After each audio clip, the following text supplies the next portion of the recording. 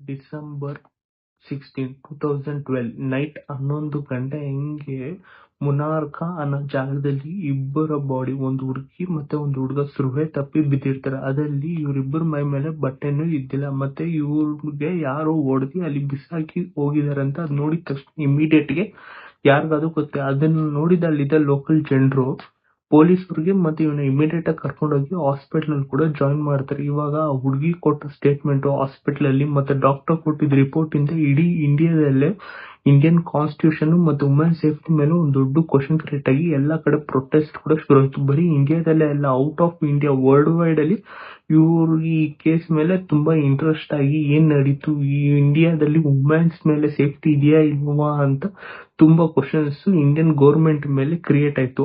ಆ ಎಫೆಕ್ಟ್ ಇಂದ ಇವತ್ತು ನಾವು ನೋಡ್ತಾ ಇದೀವಲ್ಲ, ಈ ರೇಪ್ ಕೇಸ್ ಮೇಲೆ ನಡೆಯೋ ಒಂದು ಕಠಿಣವಾದ ಶಿಕ್ಷೆಗಳು ಮತ್ತೆ ನಿರ್ಭಯ ಆಕ್ಟ್ ಅಲ್ಲಿ ನಡೆಯುತ್ತಾ ಇದೆಯಲ್ಲ ಫಂಡ್ ರೇಸು, ರೇಪ್ ಆಗಿರೋರ್ ಮೇಲೆ, ಇವಕ್ಕೆಲ್ಲ ಮೇನ್ ಸ್ಟಾರ್ಟಿಂಗ್ ಪಾಯಿಂಟ್ ಬಂದೆ ಈ ಕೇಸು. ಅದೇ ಡೆಲ್ಲಿಯ ನಿರ್ಭಯ ಕೇಸು. ಇದು ಫಸ್ಟ್ ಶುರು ಆಗಿದೆ ಎಲ್ಲ ಅಂದ್ರೆ ನೈಟ್ 9 o'clock ಜ್ಯೋತಿ ಸಿಂಗ್ ಇವರೇ ನಿರ್ಭಯ ಅಂತ ಇಂಡಿಯನ್ ವುಮೆನ್.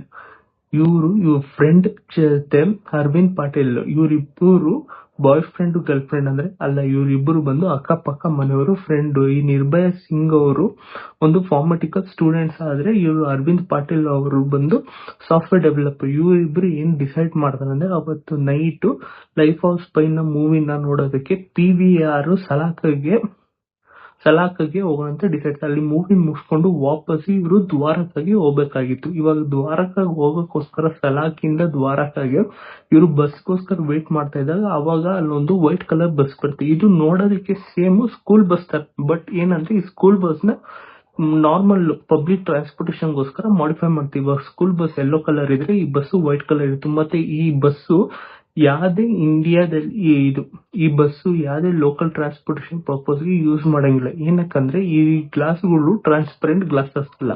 ಇವಾಗ ಒಳಗಡೆ ಕೂತವ್ರಿಗೆ ಆಚ ಕಡೆ ಏನಿದೆ ಅಂತ ಕ್ಲಿಯರ್ ಆಗಿ ಗೊತ್ತಾಗುತ್ತೆ, ಬಟ್ ಆಚ ಕಡೆ ಇರೋರ್ಗೆ ಒಳಗಡೆ ಏನ್ ನಡೀತದೆ, ಒಳಗಡೆ ಎಷ್ಟು ಜನ ಇದಾರೆ, ಏನ್ ಮಾಡ್ತದೆ ಅಂತ ಒಂಚೂರು ಗೊತ್ತಲ್ಲ.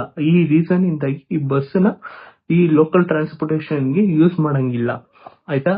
ಇವ್ರು ಇವಾಗ ನೈಟ್ 9 o'clock ಆಯ್ತು. ಇವಾಗ ವಾಪಸ್ಸು ಅವರು ದ್ವಾರಕಾಗ ಹೋಗ್ಬೇಕು. ಬೇರೆ ಬಸ್ ಅಂತೂ ಏನು ಇಲ್ಲ, ಟೈಮ್ ಆಯ್ತು ಅಂತ ವೇಟ್ ಮಾಡೋ ಟೈಮಲ್ಲಿ ಈ ಬಸ್ ಬಂದಾಗ ಅಲ್ಲಿದ್ದ ಡ್ರೈವರು ಬಂದು ನಾರ್ಮಲ್ ಆಗಿ ಕೇಳಿರ್ತಾರೆ, ಎಲ್ಲಿ ಹೋಗ್ಬೇಕು ಸರ್ ನೀವು ಅಂತ. ಇವರು ನಾವು ದ್ವಾರಕಾಗ ಹೋಗ್ಬೇಕು ಅಂತ ತಕ್ಷಣ, ಹೌದಾ ಸರಿ ಬನ್ನಿ, ನಾವು ಅದೇ ದಾರಿಯಲ್ಲಿ ಹೋಗ್ತಾ ಇದೀವಿ, ನಿಮ್ನ ಅಲ್ಲಿ ಡ್ರಾಪ್ ಮಾಡಿ ಹೋಗ್ತೀವಿ ಅಂತ ಹೇಳ್ತಾರೆ. ಮತ್ತೆ ನಾವು ನಿಮ್ಗೆ 10 ರೂಪಾಯಿ ಅಷ್ಟೇ ಚಾರ್ಜಸ್ ಮಾಡ್ತೀವಿ ಅಂತ ಹೇಳಿ ಇವ್ರಿಬ್ಬರನ್ನ ಪಿಕಪ್ ಮಾಡ್ಕೊಂತಾರೆ. ಇವಾಗ ಇವರು ಇವ್ರ ಜೊತೆ ಇನ್ನ 6 ಜನ ಪ್ಯಾಸೆಂಜರ್ ಇರುತ್ತೆ, ಡ್ರೈವರು ಮತ್ತೆ ಕ್ಲೀನರ್ಸ್ ಇರ್ಕೊಂಡು. ಆ 6 ಜನ ಹೆಸರು ಬಂದು ಪವನ್ ಗುಪ್ತಾ, ಅಕ್ಷಯ್ ಠಾಕೂರ್, ವಿನಯ್ ಶರ್ಮಾ, ರಮನ್ ಸಿಂಗ್ ಮತ್ತೆ ಮುಖೇಶ್ ಸಿಂಗ್. ಈ ರಮನ್ ಸಿಂಗ್ ಮತ್ತೆ ಮುಖೇಶ್ ಸಿಂಗ್ ಇಬ್ಬರು ಅಣ್ಣ ತಮ್ಮ. ಇದರಲ್ಲಿ ರಮನ್ ಸಿಂಗ್ ಮೇನ್ ಡ್ರೈವರ್ ಮತ್ತೆ ಕಲ್ಪ್ರಿಟ್ ಕೂಡ. ಮತ್ತೆ ಇವ್ರ ಜೊತೆ ಇನ್ನೊಬ್ಬ ಹುಡುಗ ಇರ್ತಾನೆ, ಅವನು ಕೇವಲ 17 ವಯಸ್ಸು. ಅದರಿಂದ ಒಂದು ಇನ್ಫಾರ್ಮೇಶನ್ ಗೌರ್ಮೆಂಟ್ ಮತ್ತೆ ಅವನ ಫೇಸ್ ಕೂಡ ರಿವೀಲ್ ಮಾಡಿಲ್ಲ. ಇವಾಗ ಇವ್ರ ಜೊತೆ ಜ್ಯೋತಿ ಮತ್ತೆ ಅವ್ರ ಫ್ರೆಂಡ್ ಹೋಗ್ತಾ ದ್ವಾರಕದ ಕಡೆ ಹೋಗ್ತಾ ಇರ್ತೀವಿ. ಇವಾಗ ದ್ವಾರ ಕಡೆ ಹೋಗೋ ಟೈಮಲ್ಲಿ ಇವ್ರ ಫ್ರೆಂಡ್ ಅಬ್ಸರ್ವ್ ಮಾಡೋದು ಏನಂದ್ರೆ, ನಾರ್ಮಲ್ ಆಗಿ ದ್ವಾರಕ ಹೋಗೋ ದಾರಿಯಲ್ಲಿ ಅಲ್ದಿರ ಈ ಬಸ್ ಬೇರೆ ದಾರಿಯಲ್ಲಿ ಟ್ರಾವೆಲ್ ಮಾಡ್ತಾ ಇರ್ತಾರೆ, ಆಯ್ತಾ. ಇದನ್ನ ಡೌಟ್ ಪಟ್ಟಿದವರು ಕೇಳಕ್ ಹೋದಾಗ ಅಲ್ಲಿದ್ದ ಡ್ರೈವರು ಅದು ಏನ್ ಬಸ್ ಡೋರ್ ಇರ್ತಾವ ಒಳಗಡೆ ಬಂದು ಆಚೆ ಹೋಗ ಅದನ್ನ ಕ್ಲೋಸ್ ಮಾಡ್ತೀವಿ. ಇವ್ರ ಜೊತೆ ಮಿಕ್ಕಿದ 5 ಜನ ಬಂದು ಇವ್ರ ಜೊತೆ ಮಾತಾಡಕ್ ಶುರು ಮಾಡ್ತಾರೆ. ಫಸ್ಟೇ ಇವ್ರ 5 ಜನ ಕುಡ್ದಿರ್ತಾರೆ.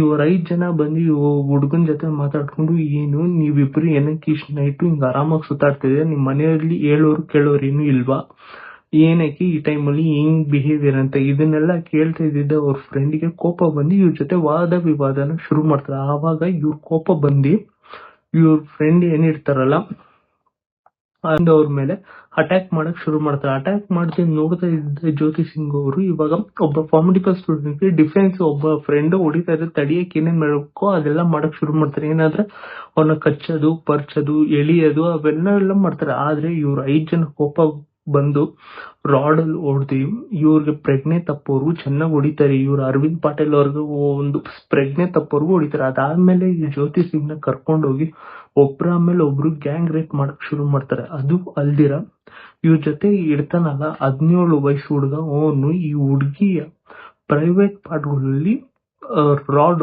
ರಸ್ಟ್ ಹಿಡ್ದಿರೋ ರಾಡ್ ಹಾಕ್ತಾರೆ. ಇದರಿಂದ ಏನಂದ್ರೆ ಇವ್ರು ಹಾಕ್ತಿದ್ ರಾಡ್ ಫಸ್ಟ್ ಬಂದು ಇದು ಗಾಡಿಗೆ ಸ್ಟೆಪ್ನಿ ಚೇಂಜ್ ಮಾಡಕ್ ಯೂಸ್ ಮಾಡ್ತೀವಿ ಗೊತ್ತಾ, ಎಲ್ ಶೇಪ್ ಕರ್ವ್ ಅಂತದ್ದು ಬಸ್ಸಿಗೆ ಯೂಸ್ ಮಾಡೋ ರಾಡು ದುಡ್ದಿರುತ್ತೆ. ಅದನ್ನ ಅವ್ರ ಪ್ರೈವೇಟ್ ಪಾರ್ಟ್ ಅಲ್ಲಿ ಹಾಕಿ ಆಚೆ ತೆಗೆಯೋದು ಅಂತ ಮಾಡ್ತಾ ಇದ್ರೆ. ಈ ಟೈಮಲ್ಲಿ ತೆಗಿಯೋ ಟೈಮಲ್ಲಿ ಆ ಹುಡುಗಿ ಇಂಟೆಸ್ಟೈನ್ ಅಂದ್ರೆ ಕರಳು ಆಚೆ ಕಿತ್ಕೊಂಡ್ ಬರುತ್ತೆ. ಇದು ಹೆಂಗ್ ಎಫೆಕ್ಟ್ ಆಗುತ್ತೆ ಅಂದ್ರೆ, ಆ ಹುಡುಗಿನ ಯಾವಾಗ ಇವ್ರು ಹಾಸ್ಪಿಟಲ್ ಜಾಯಿನ್ ಮಾಡಿದ್ರು ಅವಾಗ ಆ ಡಾಕ್ಟರ್ ಹೇಳಿರೋದು ಏನಂದ್ರೆ, ನಾರ್ಮಲ್ ಒಬ್ಬ ಪರ್ಸನ್ಗೆ 10-12 ಮೀಟರ್ ಉದ್ದ ಇರುತ್ತೆ ಕರಳು. ಆದ್ರೆ ಈ ಹುಡುಗಿಗೆ ಹಾಸ್ಪಿಟಲ್ ಜಾಯಿನ್ ಮಾಡಿದಾಗ ಇವ್ರಿಗೆ ಇದ್ದಿದ್ದೆಲ್ಲ ಕೇವಲ 2 ಮೀಟರ್ ಕರಳು ಮಾತ್ರ. ಇವಾಗ ಯೋಚನೆ ಮಾಡ್ಬೋದು ಎಷ್ಟು ಕ್ರೂಯಲ್ ಆಗಿದ್ರು ಅಂತ.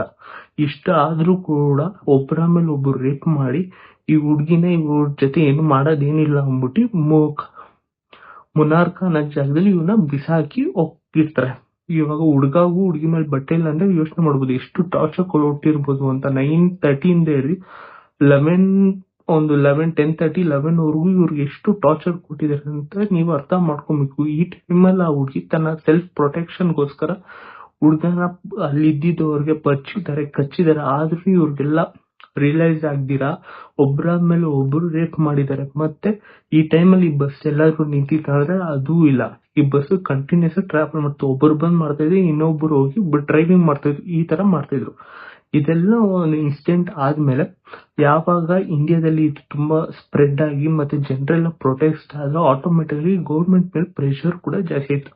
ಅವಾಗ ಈ ಗೌರ್ಮೆಂಟ್ ಅವ್ರು ಏನ್ ಮಾಡ್ತಾರೆ ಅಂದ್ರೆ, ಆವಾಗ ಪ್ರೈಮ್ ಮಿನಿಸ್ಟರ್ ಆಗಿದ್ದು ಮನಮೋಹನ್ ಸಿಂಗ್ ಅವರು ಇದನ್ನ ತಗೊಂಡ್ಬಂದು ಈ ಲೋಕಸಭಾ ಮತ್ತೆ ರಾಜ್ಯಸಭೆಲ್ ಕೂಡ ಹೇಳ್ತಾರೆ, ಈ ತರ ಆದ್ರೆ ನೆಕ್ಸ್ಟ್ ಫ್ಯೂಚರ್ ಅಲ್ಲಿ ವುಮೆನ್ಸ್ ಗೆ ಸೇಫ್ಟಿ ಇರಲ್ಲ, ನಾವು ಇಮಿಡಿಯೇಟ್ ಆಗಿ ಆಕ್ಷನ್ ತಗೋಬೇಕು. ಮತ್ತೆ ಈ ಜ್ಯೋತಿ ಸಿಂಗ್ ಅವರು ಇವಾಗ ರೆಸ್ಪಾಂಡ್ ಆಗ್ತಾ ಇದಾರೆ ಟ್ರೀಟ್ಮೆಂಟ್ ಗೆ. ಇವ್ರಿಗೆ ಒಂದು ಫೈಟಿಂಗ್ ವುಮೆನ್, ಇವರು ಇಷ್ಟು ಚೆನ್ನಾಗಿ ರೆಸ್ಪಾಂಡ್ ಆಗ್ತಿದ್ರೆ ಒಳ್ಳೆ ಟ್ರೀಟ್ಮೆಂಟ್ ಬೇಕು ಅಂದ್ಬಿಟ್ಟು ಇವ್ರನ್ನ ಫಾರಿನ್ ಕಳ್ಸೋಣ ಅಂತ ಸಿಂಗಾಪುರ್ಗೆ ಕಳ್ಸಕ್ಕೆ ಡಿಸೈಡ್ ಆಗ್ತಾರೆ. ಆದ್ರೆ ಅಲ್ಲಿದ್ದ ಡಾಕ್ಟರ್ಗಳು ಯಾರು ಕೂಡ ಇದನ್ನ ಸಪೋರ್ಟ್ ಮಾಡಲ್ಲ. ಯಾಕಂದ್ರೆ ಒಬ್ಬ ಪೇಷಂಟ್ ಅದು ಕ್ರಿಟಿಕಲ್ ಸ್ಟೇಜ್ ಅಲ್ಲಿ ಇದಾರೆ. ಇವ್ರನ್ನ ಇವಾಗ ಅಲ್ಲಿ ಕಳ್ಸೋದ್ ಏನಿದೆಯಲ್ಲ, ಇವಾಗ ಬೇರೆ ಕಂಟ್ರಿ ಕಳ್ಸೋದು, ಟ್ರಾನ್ಸ್ಪೋರ್ಟೇಶನ್ ಅದೆಲ್ಲ ಒಳ್ಳೇದಲ್ಲ ಅಂದ್ಬಿಟ್ಟು ಅದನ್ನು ಇವ್ರು ಕೇಳ್ದಿರ ಇವ್ರು ಡಾಕ್ಟರ್ ಸಜೆಷನ್ಸ್ ಎಲ್ಲಾನು ಬಿಟ್ಟು ಇವರು ಏರ್ ಆಂಬುಲೆನ್ಸ್ ಮಾತ್ರ ಕಳ್ಸ್ತಾರೆ. ಏರ್ ಆಂಬುಲೆನ್ಸ್ ಕಳ್ಸೋ ದಾರಿಯಲ್ಲೇ ಜ್ಯೋತಿ ಸಿಂಗ್ ಅವ್ರಿಗೆ ಕಾರ್ಡಿಯಾಟಿಕ್ ಅರೆಸ್ಟ್ ಆಗಿ ಹಾರ್ಟ್ ಬೀಟ್ ಸ್ಲೋ ಆಗಿ ತೀರ್ಕೊಂತಾರೆ. ಅದು ಬಂದು December 16, 2012. ಈ ಇನ್ಸಿಡೆಂಟ್ ಆಗಿದ್ದ 15 ದಿನದಲ್ಲಿ. ಇದಾದ್ಮೇಲೆ ಈ 10 ಜನಗೆ ಕಠಿಣವಾದ ಶಿಕ್ಷೆ ಆಗ್ಬೇಕು ಅಂತ ತುಂಬಾ ಇಂಡಿಯಾದಲ್ಲೇ ಅಲ್ಲ ಇಡೀ ವರ್ಲ್ಡ್ ಅಲ್ಲೇ ಒಂದು ಪ್ರೊಟೆಸ್ಟ್ಗಳು ಮತ್ತೆ ಕ್ಯಾಂಡಲ್ ಲೈಟ್ ವಾಕುಗಳೆಲ್ಲ ನಡೀತಿತ್ತು. ಇವಾಗ ಈ 6 ಜನದಲ್ಲಿ ಮೇನ್ ಸಸ್ಪೆಕ್ಟ್ ಇದ್ದಿದ್ದು ಚಿಕ್ಕ ಹುಡುಗ, 17 ವಯಸ್ಸು ಹುಡುಗ. ಮತ್ತೆ ಅವನಿಂದ ಏನಾಗಿತ್ತಂದ್ರೆ, ಈ ಏನ್ ಕೇಸ್ ಇತ್ತಲ್ಲ ಅದು ಟೋಟಲ್ ಆಗಿ 2012 ಅಲ್ಲಿ ಆಗಿದ್ರೆ ಇದಕ್ಕೆ ತೀರ್ಪು ಬರಕ್ಕೆ 2020 ವರೆಗೂ ಕಾಯ್ಬೇಕಾಗಿತ್ತು. ಇದಕ್ಕೆ ಮೇನ್ ರೀಸನ್ ಇನ್ನೊಬ್ಬ ಬಂದು ಪವನ್ ಗುಪ್ತಾ ಕೇವಲ 17 ವಯಸ್ಸು ಹುಡುಗ. ಮತ್ತೆ ಅವ್ರ ಲಾಯರ್ಗಳು ಏನ್ ಹೇಳ್ತಾ ಇದ್ರು ಅಂದ್ರೆ, ಅವನಿನ್ನ ಮೈನ್ಯೂರು, ಪ್ರಜ್ಞೆ ಇಲ್ದಿರ ಮತ್ತೆ ಚಿಕ್ಕ ಹುಡುಗ ಅಲ್ವಾ, ಅವನ್ಗೆ ಗೊತ್ತಿಲ್ದ್ರೆ ಏನೋ ದೊಡ್ಡವ್ರು ಮಾಡ್ತಿದ್ರ ಅಂತ ಅವ್ರ ಜೊತೆ ಸೇರ್ಕೊಂಡ್ ಮಾಡಿಕೊಂಡ್ ಬೇಕಾದ್ರು ಅವನ್ನ ಬೋನ್ ಟೆಸ್ಟ್ ಮಾಡ್ಬೋದು ಅಂತ ಕೂಡ ಈ ಪವನ್ ಗುಪ್ತಾ ಲಾಯರ್ ಹೇಳ್ತಾರೆ. ಅಂದ್ರೆ ಇವಾಗ ಲಾಯರ್ಗೆ ಸೆನ್ಸಸ್ ಇರ್ಬೇಕಲ್ಲ, ಇವಾಗ ಒಂದು ಇನ್ಸಿಡೆಂಟ್ ನಡೆದಿದ್ದು ಏನೋ ಅಂತ ಹೇಳಿ ಆಚೆ ತಗೊಂಡ್ಬರ್ಬೇಕು ಅಂದ್ಬಿಟ್ಟು ಇವರು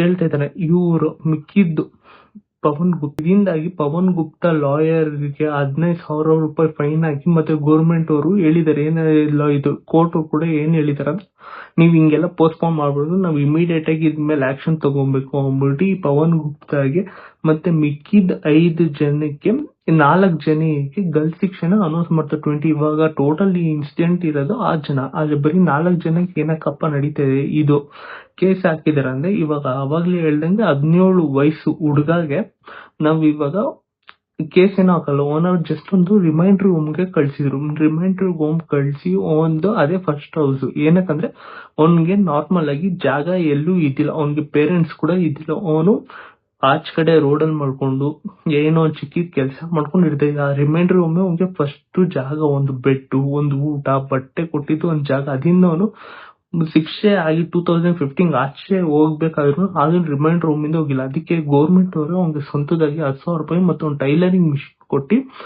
ಹೋಗಿ ನೀನ್ ಟೈಲರಿಂಗ್ ಮಾಡ್ಕೊ ಅಂತ ಹೇಳ್ತಾರೆ. ಇವಾಗ ಟೈಮ್ಸ್ ಆಫ್ ಇಂಡಿಯಾ ರಿಪೋರ್ಟ್ ಪ್ರಕಾರ ಅವ್ನು ಇವಾಗ ಸೌತ್ ಇಂಡಿಯಾದಲ್ಲಿ ಎಲ್ಲೋ ಭಟ್ರ ಕೆಲಸ ಮಾಡ್ತಾ ಇದ್ದಾರೆ ಅಂತ ಅನ್ನಿಸ್ತದೆ. ಅಂದ್ರೆ ಯೋಚನೆ ಮಾಡಿ, ಇಷ್ಟೊಂದು ಕ್ರೂಯಲ್ ಆಗಿದ್ದು ಒಬ್ಬ ಹುಡುಗ ಇವಾಗ ನಮ್ ಜೊತೆ ಫ್ರೀ ಆಗಿ ಸುತ್ತಿದೆ. ಮತ್ತೆ ಅವ್ನ ಫೇಸ್, ಅವನ ಹೆಸರು ಕೂಡ ಯಾರಿಗೂ ಗೊತ್ತಿಲ್ಲ.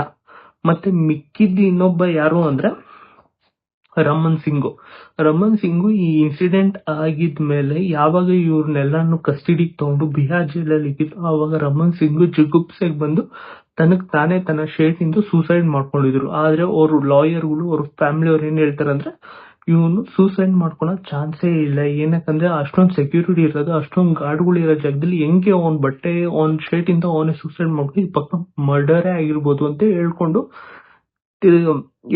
ಹೋಗ್ತಾ ಇದ್ರು.